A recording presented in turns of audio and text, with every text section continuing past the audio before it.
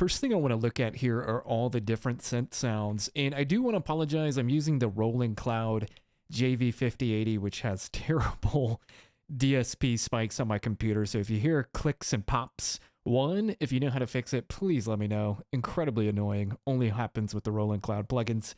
But nonetheless, on the synth side, it was widely believed the Namco sound design team used the JV1080 or potentially the 2080 5080 from the time period. And this pad specifically here, the Jet Pad 2, can be heard on a lot of soundtracks or a lot of the songs from the Ace Combat 3 soundtrack.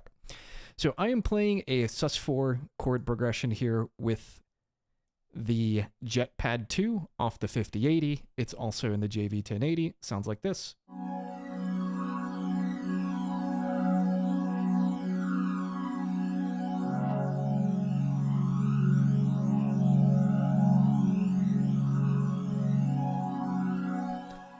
That's the pad right there. A really nice jet flanger on there that comes directly out of the 5080. And it really matches the game this type of tune was made for, which is you're flying around. So what better type of effect to use than a flanger? Then what I did was duplicated that same chord progression, the same sound. But what I did on this one is put a filter, a low pass filter on it. And that is the envelope I'm using to modulate the filter cutoff. So it sounds like this.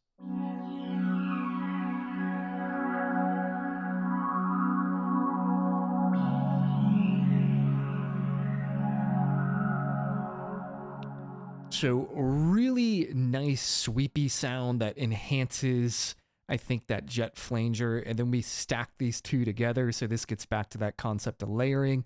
And we get one really nice, thick, cohesive sound with more movement.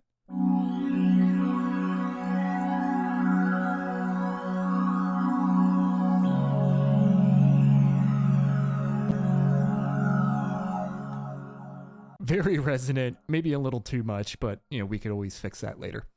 Next thing I did was came in and brought this arpeggiator here. This also comes from the JV50 or XV5080. I keep calling it the JV. This is the square roots patch, which is a hard lead. We're playing the same chord, same progression as the pads here. The difference is we're running this through an arpeggiator. You can see the settings I have for the arpeggiator. We do have this in mono, panned a little bit, and it sounds like this.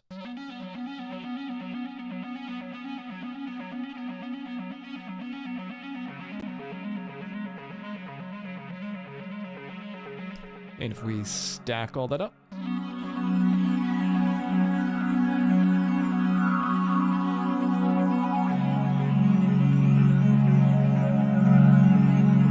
and you'll hear it's very subtle.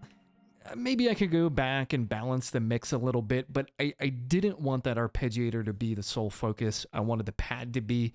And so as it sits now, that arpeggio is kind of just poking its head out every now and then, adds a little bit of interest, a little bit of movement. Next thing I did is came in and added this patch from the XV5080. It's a Synth FX patch, Windy Dunes. And this is just the sound of wind, which again is very good to use in a song like this based on the soundtrack we're trying to score here for a flying game where you're flying around in the sky. What would you hear? Probably some wind. So I thought, why not add in that atmospheric element? It sounds like this.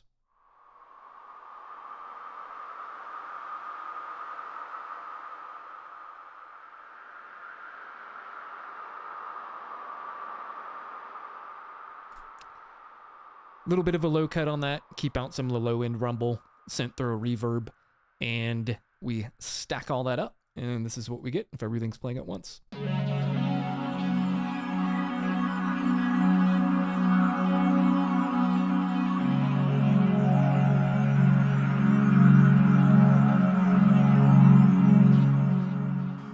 Now, looking at the bass here, this is a sine wave bass, and I actually used a sample of the test tone from an Akai S950, chucked that in a sampler here, looped up the tail here, well, not the tail, a portion of it, so I could hold out a long note.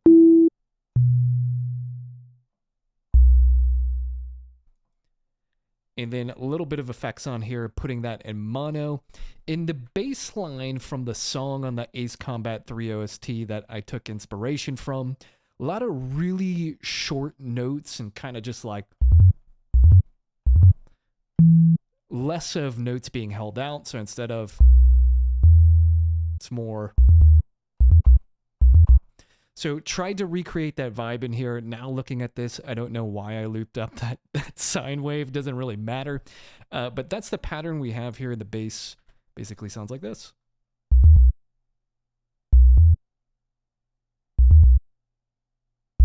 Next, we're looking at the drums here. First thing I have is a little bit of a hi-hat pattern. This is just a loop, and we have it fade in the beginning, and then it's playing with the drums throughout the rest of the song.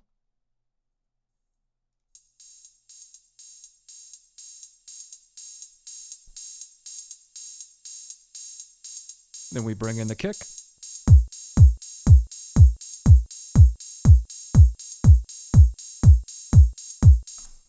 And that kick there is just a kick sample. If anyone's produced house before, techno house is typically going to be that 4 on the floor pattern here. So we have our kick drum here. Boom, boom, boom, boom. Very simple. And then this next pattern we have, so we're building up the song. You know, kick, little hi-hat, and then we bring in some additional hi-hats.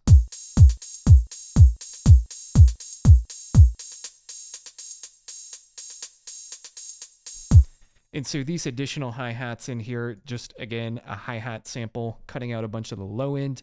And you'll see the pattern we have at the top here.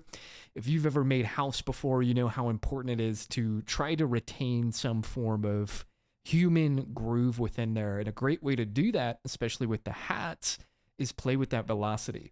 So you'll see my first hat note, velocity's way up. Next one, velocity's down.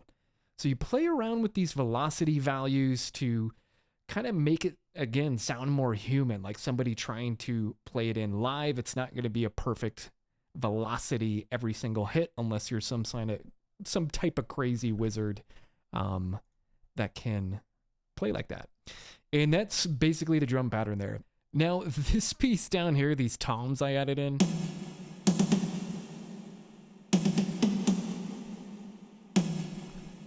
there were no toms in the song I modeled this after. Just for some reason, I thought a nice 80s tom through a big reverb would sound great on here. That's why I put it in here. It probably has no rhyme or reason being in a song like this, but hey, you know, whatever, artistic liberties. Next thing we're looking at here are just effects. One thing we have are just some 909 crashes sprinkled throughout. So as we're moving into different phrases, at the beginning of that next phrase, we have our crash, kind of signifies, hey, something new's happening. We're moving into a new segment. Also took that crash, and in Bitwig, if you select a clip, you can then select reverse and reverse the direction of it. And so that gives you a bit of a reverse symbol. So you get some extra use out of that one sound. Then we're just sprinkling in random atmospheric sounds. So we have this one here going into the breakdown. It's from my Uncanny Dream sample pack. Go check it out. Then we have this sound down here.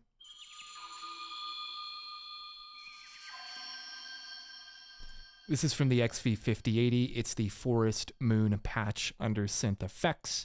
You know, a song like this, especially when we talk about ambient techno, building up that atmosphere, that ambience is super important, no matter what genre you're in.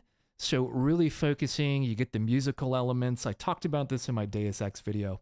You get the musical elements, and then you get the ambience elements, and you can kind of treat them as different things within the song that should then mesh together. Have some additional sounds down here, just little bleeps and bloops.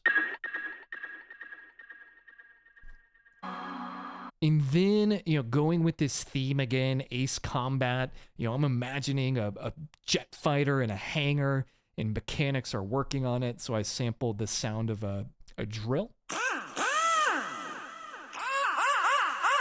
Sprinkled that in, atmosphere.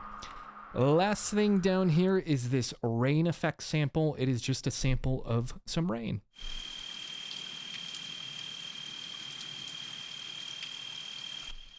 Big low cut on that. Really just want the high frequencies from it sent through a big delay to put it out in space. And that's basically all the ambience we have. So we take that, stack it with the sounds up top, add our drums, and you have a song.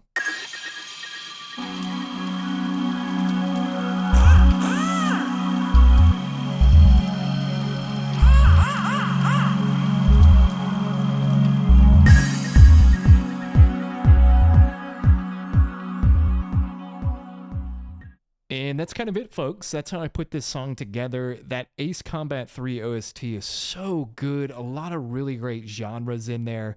So if you enjoy that 90s music, you know, things you'd hear in other game soundtracks, Silent Hill, Ape Escape, games of that nature, go check out the Ace Combat 3 soundtrack. A lot more atmospheric and just overall really good stuff. And a final thing here too, if you want a copy of this project file, be sure to go over to my Patreon where all supporters can download project files for not just this song, but some of the other videos I've done and a lot more of them going forward. Appreciate the support, guys. Have a good one.